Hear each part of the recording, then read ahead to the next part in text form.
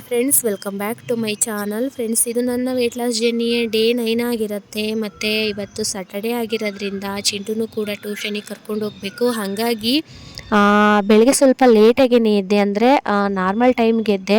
Early ಮಾರ್ನಿಂಗೇ ಎದ್ದು ವಾಕು ಎಕ್ಸಸೈಸ್ನ ಮಾಡಿಕೊಳ್ಳಲಿಲ್ಲ. ಕಾರಣವೂ ಕೂಡ ಇದೆ.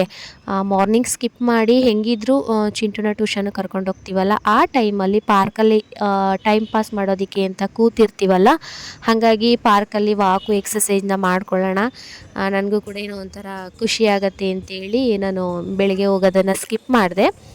ಸ್ವಲ್ಪ ಮೋಡದ ವಾತಾವರಣವೂ ಕೂಡ ಇತ್ತು, ಸಣ್ಣದಾಗಿ ಮಳೆನೂ ಕೂಡ ಬರ್ತಿತ್ತು ಅಂತೇಳಿ ವಾಕ್ನ ಸ್ಕಿಪ್ ಮಾಡಿಕೊಂಡೆ. ಅದ್ರ ಜೊತೆಗೆ ಎಕ್ಸಸೈಸ್ನ ಕೂಡ ಮಾಡ್ಕೊಳ್ಳೋದಕ್ಕೆ ಹೋಗಲಿಲ್ಲ. ಇವಾಗ ಆಲ್ಮೋಸ್ಟ್ 2 ಮಂತ್ಸಿಂದ ನಾನು ನನ್ನ ಒಂದು ವೆಯ್ಟ್ ಲಾಸ್ ಜರ್ನಿಗೆ ಬ್ರೇಕ್ ಕೊಟ್ಟಿದ್ದೆ. ಹಾಗಾಗಿ ಸ್ವಲ್ಪ ಅಡ್ಜಸ್ಟ್ ಮಾಡ್ಕೊಳ್ಳೋದಕ್ಕೆ ಹಿಂದೆ ಮುಂದೆ ಆಗ್ತಾನೇ ಇದೆ. ಹಾಗಾಗಿ ನಾನು ನಾನ್ ವೆಜ್ ಊಟ ಮಾಡಿದ್ನಲ್ಲ ನಿನ್ನೆ ನೈಟು, ಸ್ವಲ್ಪ ನಿದ್ದೆ ಜಾಸ್ತಿ ಕೂಡ ಇತ್ತು. ಅದಕ್ಕೋಸ್ಕರ ನಿದ್ದೆ ಮಾಡಿಬಿಟ್ಟಿದ್ದೀನಿ. ಎಚ್ಚರನೂ ಕೂಡ ಆಗಿಲ್ಲ, ಅಲಾರಾಮು ಕೂಡ ಸರಿಯಾಗಿ ನೋಡ್ಕೊಂಡಿಲ್ಲ, ಇಟ್ಟೇ ಇಲ್ಲ ನಾನು ಅಲಾರಾಮ್ನ. ಅದಕ್ಕೆ ಎಲ್ಲನೂ ಕೂಡ ಸ್ಕಿಪ್ ಆಯಿತು. ಸರಿ, ಇನ್ನೇನು ಸಂಜೆ ಪಾರ್ಕಲ್ಲಿ ಟೈಮ್ ಸ್ಪೆಂಡ್ ಮಾಡ್ತೀವಲ್ಲ, ಮಾಡ್ಕೊಳ್ಳೋಣ ಅಂದ್ಬಿಟ್ಟು ಸುಮ್ಮನಾದೆ. ಇನ್ನು ನಾನಿಲ್ಲಿ ಖಾಲಿ ಹೊಟ್ಟೆನಲ್ಲಿ ಮೆಂತ್ಯನ ನೆನೆಸಿರ್ತಕ್ಕಂಥ ನೀರನ್ನು ಕುಡಿತಿದ್ನಲ್ವ, ಅದ್ರ ಜೊತೆಗೆ ನಿನ್ನೆ ನೈಟೇನೆ ಅರ್ಧ ಟೇಬಲ್ ಸ್ಪೂನಷ್ಟು ಮೆಂತ್ಯ, ಅರ್ಧ ಟೇಬಲ್ ಸ್ಪೂನಷ್ಟು ಅಗಸೆ ಬೀಜನ ನೆನೆ ಹಾಕಿದ್ದೆ. ಆ ಮೆಂತ್ಯನ ನೆನೆಸಿದಾಗ ನೀರು ಕಲರ್ ಚೇಂಜ್ ಆಗ್ತಿರ್ಲಿಲ್ಲ. ಬಟ್ ಇವಾಗ ಅಗಸೆ ಬೀಜನ ನೆನೆಸಿದ್ನಲ್ವ, ಆ ನೀರು ಕಲರ್ ಚೇಂಜ್ ಆಗಿದೆ. ಅಗಸೆ ಬೀಜನ ನೆನೆಸಿದಾಗ ಈ ರೀತಿ ಕಲರ್ ಚೇಂಜ್ ಆಗುತ್ತೆ. ಅಗಸೆ ಬೀಜದ ಕಲರೇ ಒಂಥರ, ಆ ಒಂದು ಕಲರ್ ಏನಿದೆ ಆ ರೀತಿಯೇ ನೀರು ಕೂಡ ಚೇಂಜ್ ಆಗುತ್ತೆ. ನಾವು ಹೆಂಗೆ ಮೆಂತ್ಯನ ನೆನೆಸಿ ತೊಗೋತೀವಿ, ಅದೇ ರೀತಿ ಅಗಸೆ ಬೀಜನೂ ಕೂಡ ನೆನೆಸಿ ತೊಗೋಬೋದು. ನಿಮಗೆ ಮೆಂತ್ಯನ ನೆನೆಸಿ ತೊಗೊಳಕ್ಕಾಗಲ್ಲ, ಕಹಿ ಬರುತ್ತೆ ಅಂತ ಅನ್ನೋರು ಅದ್ರ ಬದಲಿಗೆ ಅಗಸೆ ಬೀಜನ ತೊಗೋಬೋದು. ಮೆಂತ್ಯನ ಬಿಟ್ಟು ಅಗಸೆ ಬೀಜ ತೊಗೊಳ್ತು ಅಂದ್ರೂ ಸೇಮ್ ಅದರಲ್ಲಿ ಏನಿದೆ ಅದಕ್ಕಿಂತ ಹೆಚ್ಚು ನಮಗೆ ಹೆಲ್ತ್ ಬೆನಿಫಿಟ್ಟು ಈ ಒಂದು ಅಗಸೆ ಬೀಜನ ತೊಗೊಳ್ಳೋದ್ರಿಂದ ಸಿಗುತ್ತೆ. ಎರಡನ್ನೂ ತೊಗೋತೀವಿ, ಪ್ರಾಬ್ಲಮ್ ಏನಿಲ್ಲ. ಅಂದರೆ ಎರಡನ್ನೂ ಕೂಡ ಅರ್ಧ ಟೇಬಲ್ ಸ್ಪೂನ್ ನೆನೆಸ್ಬಿಟ್ಟು ತೊಗೋಬೋದು. ಇಲ್ಲ ಒಂದನ್ನು ತೊಗೋತೀನಿ, ಯಾವುದಾದ್ರೂ ಒಂದನ್ನು ತೊಗೋತೀನಿ ಅಂತ ಅಂದ್ರೂ ಕೂಡ ಸುಮಾರಷ್ಟು ಜನ ಅಂತೀರ, ಕಹಿ ಅಲ್ವಾ ಮೆಂತ್ಯ, ತಿನ್ನೋದಕ್ಕಾಗತ್ತಾ ಅಂತ.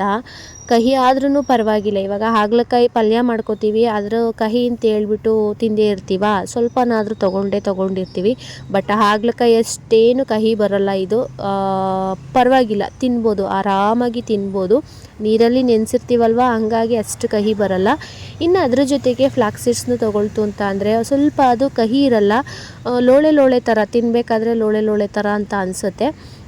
ನಿಮಗೆ ನೆನೆಸಿಟ್ಟು ತೊಗೊಳೋದಕ್ಕಾಗಲಿಲ್ಲ, ನಮಗೆ ಕುಡಿಬೇಕು ಅಂತ ಅನಿಸಲ್ಲ ಅದನ್ನು ಅಂತ ಅಂದರೆ ಸ್ವಲ್ಪ ಫ್ರೈ ಮಾಡಿಬಿಟ್ಟು, ಅಂದರೆ ರೋಸ್ಟ್ ಮಾಡಿಬಿಟ್ಟು ಅಗಸೆ ಬೀಜನ ಸಣ್ಣ ಫ್ಲೇಮಲ್ಲಿ ಇಟ್ಕೊಂಡು ಚಿಟಪಟ ಅನ್ನೋ ರೀತಿ ಫ್ರೈ ಮಾಡಿ ಅದನ್ನು ಹುರಿದಿರೋ ಒಂದು ಅಗಸೆ ಬೀಜನ 1 ಟೇಬಲ್ ಸ್ಪೂನ್ ಅಷ್ಟೇ ತೊಗೋಬೇಕು, ಜಾಸ್ತಿನೂ ಕೂಡ ತೊಗೋಬಾರ್ದು.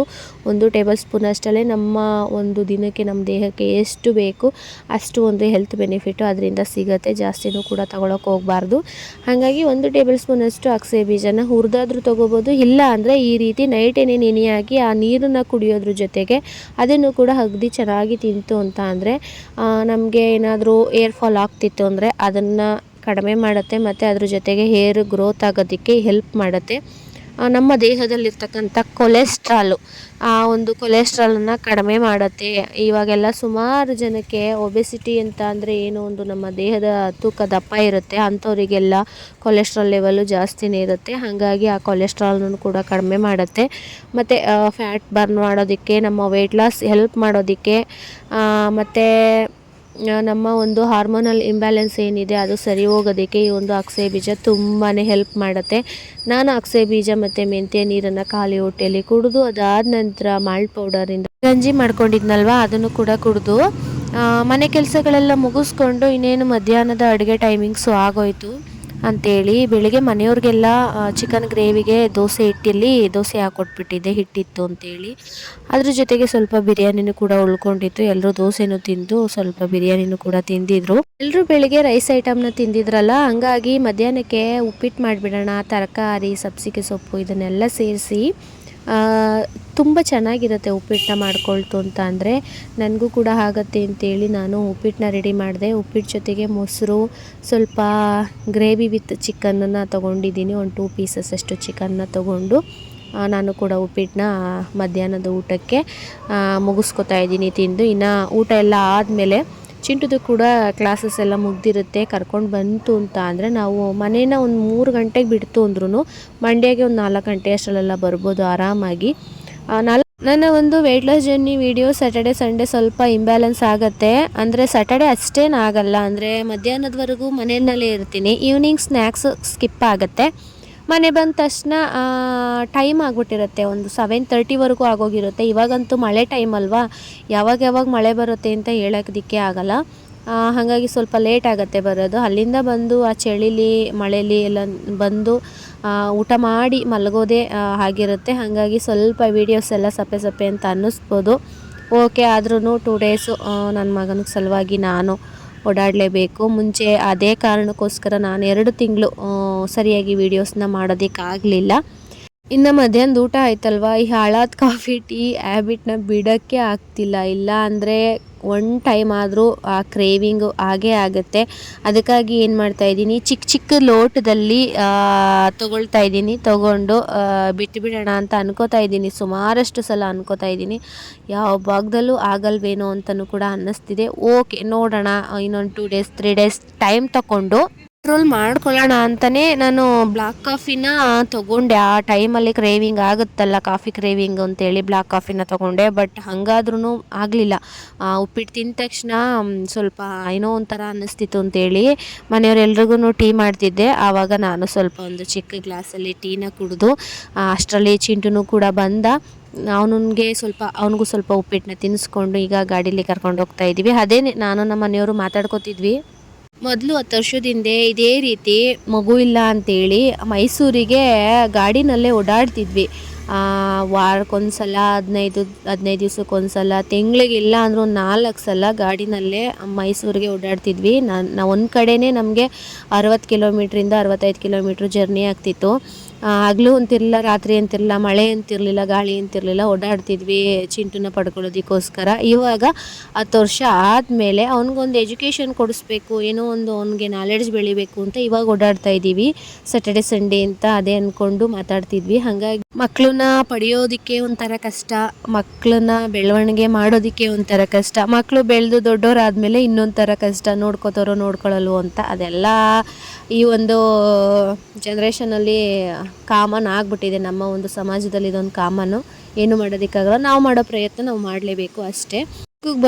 ಪಾರ್ಕಿಗೆ ಬಂದು ನಮ್ಮ ಮನೆಯವ್ರು ಕೂತಿದ್ರು. ನಾನು ಕೂರಲ್ಲ, ವಾಕ್ ಮಾಡ್ತೀನಿ ಅಂತ ಹೇಳ್ಬಿಟ್ಟು ವಾಕ್ ಮಾಡ್ತಾಯಿದ್ದೀನಿ. ಇಲ್ಲಿ ಅಂಬೇಡ್ಕರ್ ಭವನ ಇದೆಯಲ್ಲ, ಅದ್ರ ಎದುರುಗಡೆ ಇರ್ತಕ್ಕಂಥ ಪಾರ್ಕಲ್ಲೇ ನಾವು ಆರಾಮಾಗಿ ಟೈಮ್ ಸ್ಪೆಂಡ್ ಮಾಡೋದು. ಹಾಗಾಗಿ ಮಳೆನೂ ಕೂಡ ತುಂಬಾ ಬರ್ತಿತ್ತು. ಒಂದು 1/2 ಅವರ್ ವಾಕ್ ಮಾಡಿದೆ. ಅದಾದ ನಂತರ ಒಂದು 1/2 ಅವರ್ ಎಕ್ಸಸೈಸ್ ಮಾಡೋಣ, ಪಾರ್ಕಲ್ಲಿ ಎಕ್ಸಸೈಸ್ ಎಲ್ಲ ಮಾಡೋದಕ್ಕೆ ಚೆನ್ನಾಗಿರುತ್ತಲ್ಲ ಅಂತೇಳಿ ಅಂದ್ಕೊಂಡೆ. ಬಟ್ ತುಂಬಾ ಮಳೆ ಬರ್ತಿತ್ತು. ಅಲ್ಲಲ್ಲೇ ಮಳೆ ಸುರ್ಕೋತಿತ್ತು. ಒಂದು ಸ್ವಲ್ಪ ಹೊತ್ತಿತ್ತು ಅಂದರೆ ಇನ್ನೊಂದು ಸ್ವಲ್ಪ ಹೊತ್ತು ಇರ್ತಿರ್ಲಿಲ್ಲ. ಅದಕ್ಕೆ ಇನ್ನು ಸರಿ ವಾಕ್ ಮಾಡ್ಕೊಂಡಿದ್ದೀನಲ್ಲ, ಸರಿ ಆಯಿತು ಬಿಡಿ ಅಂದ್ಕೊಂಡು ಅಷ್ಟರಲ್ಲಿ ಟೈಮು ಕೂಡ ಆಗೋಯಿತು. ಮಳೆ ಬಂದಿರೋ ಕಾರಣ ಎಲ್ಲನೂ ಎಡವಟ್ಟು ಮಾಡ್ತು. ಇನ್ನು ಊರಿಗೆ ಹೋಗೋದು ಹೆಂಗಪ್ಪ, 6 ಗಂಟೆ 6:15 ಅಷ್ಟರಲ್ಲಿ ಬಿಡ್ತಾರೆ ಚಿಂಟುನ ಟ್ಯೂಷನಿಂದ. ಊರಿಗೆ ಹೋಗೋಷ್ಟರಲ್ಲಿ ಸಿಕ್ಕಾಪಟ್ಟೆ ಮಳೆ ಬರ್ತಿತ್ತು. ಆ ಮಳೆ ತೇವದಲ್ಲೇ ಗಾಡಿ ಓಡಿಸ್ಕೊಂಡು ನಮ್ಮನ್ನು ಕರ್ಕೊಂಡು ಮನೆಗೆ ಬಂದರು. ಇನ್ನು ಮನೆಗೆ ಬಂದಮೇಲೂ ಕೂಡ ಫ್ರೆಂಡ್ಸ್ ನಾನು ಯಾವುದೇ ರೀತಿಯ ವೀಡಿಯೋಸ್ನ ಮಾಡಿಕೊಳ್ಳಿಲ್ಲ. ತುಂಬಾ ಚಳಿ ಇತ್ತು. ಮತ್ತು ಏನೋ ಒಂಥರ ಕೈಕಾಲೆಲ್ಲ ನೋವು ಬಂದಂಗೆ ಆಗ್ತಿತ್ತು. ಸ್ವಲ್ಪ ತೇವದಲ್ಲೆಲ್ಲ ನೆಂದು ಬಿಡ್ತು ಅಂತ ಅಂದರೆ ಮೈಕೈ ನೋವು ಬರೋದು, ತಲೆನೋವು ಬರೋದು, ಈ ಥರ ಆಗ್ತಿತ್ತು. ಹಾಗಾಗಿ ಮನೆಗೆ ಬಂದು ಏನೋ ಸ್ವಲ್ಪ ಮನೇಲಿ ಅಡುಗೆ ಮಾಡಿಟ್ಟಿದ್ನಲ್ಲ, ಅನ್ನ ಸಾಂಬಾರು ಮುದ್ದೆ ಇದೆಲ್ಲ ಇತ್ತು. ಚೂರು ಮುದ್ದೆನ ಊಟ ಮಾಡಿ ನಿದ್ದೆ ಮಾಡಿದೆ.